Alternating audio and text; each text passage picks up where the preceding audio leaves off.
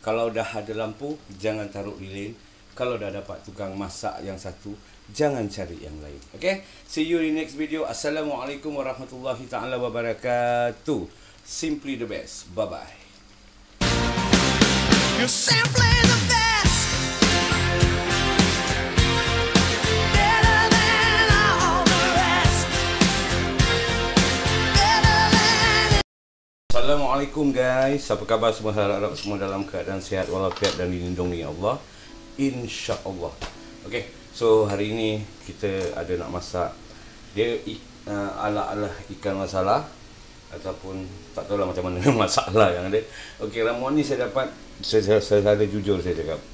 Bila saya duduk, saya dapat tengok implement dan ini yang saya buat. Kita teruskan lah. Okey. So kita dapat kuali kecil ni bawang Holland. Okey. So bawang Holland ni kita sangaikan ataupun sangai Melayu cakap dengan api yang agak minimal. Okey.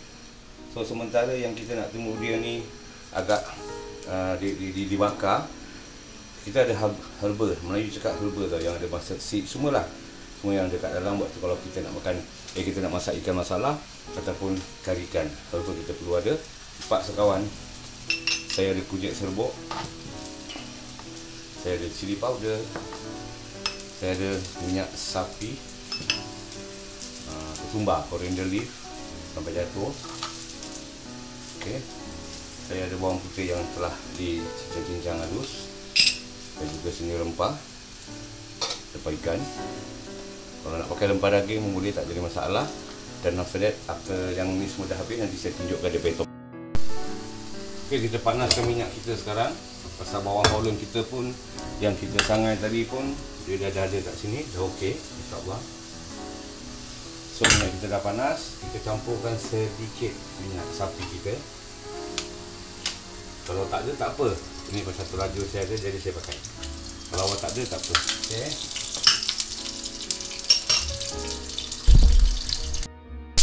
Kita dah panaskan minyak kita, minyak sapi kita kan. Dan after that kita masukkan bawang Holland tadi yang kita dah sangai tu. Ataupun yang kita dah bakar terlebih dahulu. Bismillah. Dan after that kita aduk saja ataupun sementara kita campurkan dengan bawang merah. Okey, kalau bawang merah tu kita dalam 2-3 biji lebih kurang. Tak payah potong halus. Potong kasar-kasar dah okey. So saya akan goreng dia ataupun goreng lah ya. Tumis ke goreng ke apa, kasi dia lebih kurang garing.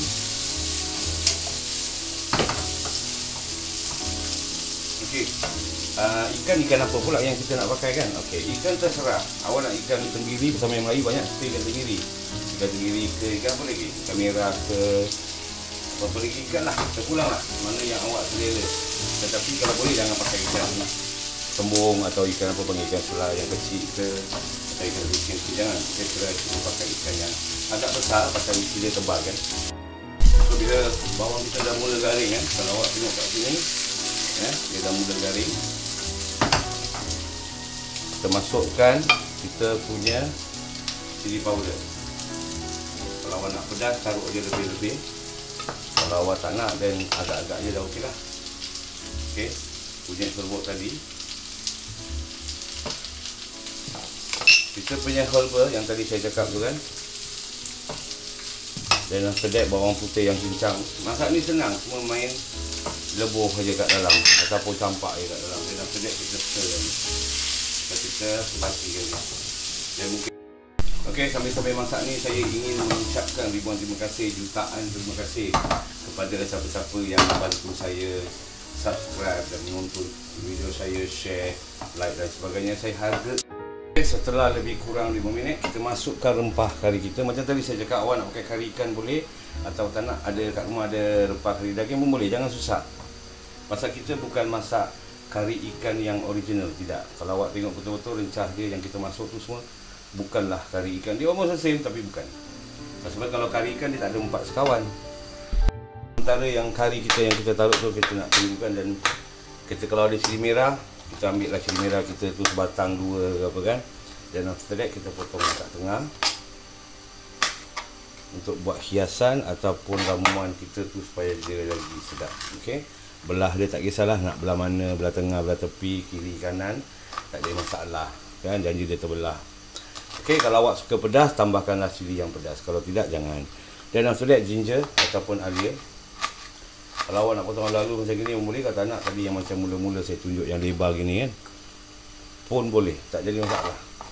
Okey, pasal ginger ni kita nak aroma dia. Nanti kalau dia dah masak tu, ginger ni dia akan melt lah ataupun lembik sikit. Dia takkan pecah habis pun, dia akan lembik. Okey, dan juga bawang putih dan lapis kulit mungkin dalam 5-6 biji.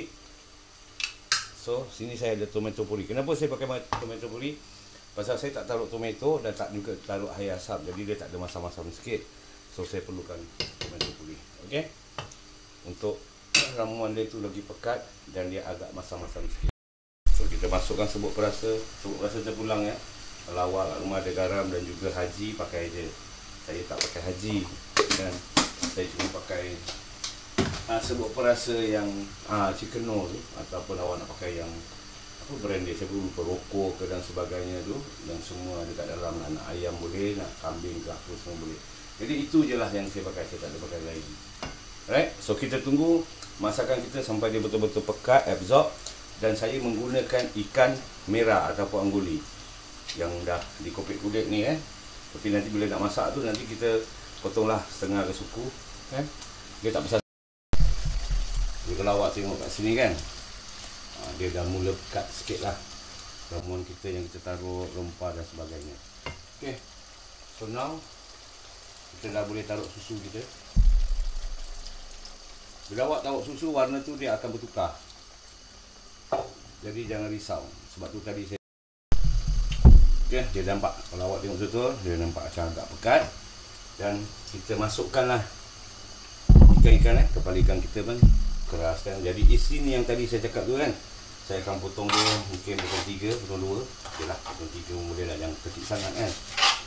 Macam selalu saya cakap, kalau nak makan biar puas, jadi kita potong agak gini lah. Taruhkan dia dan seterusnya. Kita dah masukkan isi ikan kita tu semua kan. Kita masukkan yang tadi cili yang saya cakap tadi tu, irisan dan sebagainya. Itu hanya senang cakap topping yang last lah, supaya lauk kita ni agak nampak lagi menawan dan menyederakan. Dan tak lupa juga coriander leaf ataupun ketumbar yang ada berakar tau. Jangan cakap, oh dengan akar ke dia taruh. Tak, saya memang sengaja taruh. Okey, kalau tengok kat sini, inilah kari kita dah jadi cantik menawan. Kita dekatkan lagi supaya awak geram.